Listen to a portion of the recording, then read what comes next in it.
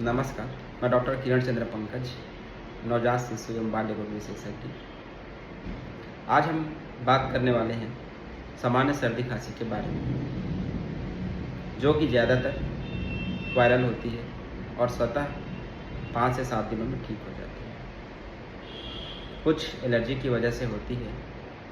इसमें हमको एलर्जन को पहचानना है और दोबारा उसके कांटेक्ट में आने से बचना है। याद रखिए, सामान्य सर्दी खांसी में बिना डॉक्टरी सलाह के एंटीबायोटिक का यूज ना करें।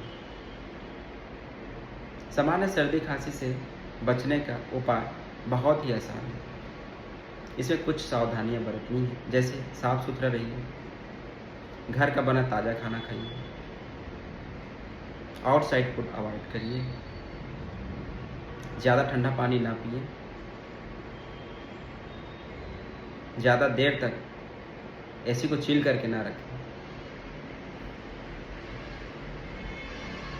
दूसरों से हाथ मिलाने से बचें और चीखते खांसते समय अपने मुंह और नाक को रुमाल से या कोहनी से ढकें। और 5 साल तक के बच्चों को प्रतिवर्ष फ्लू का वैक्सीन अवश्य लगवाएं। अब बात करते हैं कि कब आप डॉक्टर के पास जाएं। अगर बच्चे को पूरे साल में 8 बार से ज़्यादा सर्दी खांसी होती है या खांसी 1 सप्ताह से ज़्यादा तक चलती है, तो यह सामान्य नहीं है, जांच कराएं।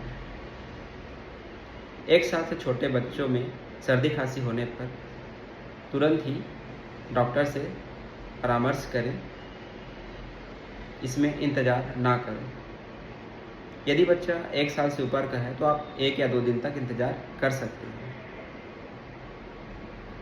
यदि सर्दी खांसी के साथ में सांसें तेज चल रही हैं, पसलियाँ चल रही हैं, बच्चे को सांस लेने में दिक्कत हो रही है, बच्चा खाना पीना नहीं खा रहा है, सुस्त है, तो यह लक्षण निमोनिया के हो सकते हैं। इसके लिए आप नज़दीकी शिशु रोग विशेषज्ञ से मिलें। याद रखें, सर्दी खांसी मामूली भी हो सकती है और लापरवाही भारी पड़ सकती है। सही सलाह सही समय पर आपके बच्चे की सुरक्षा का पहला कदम। धन्यवाद।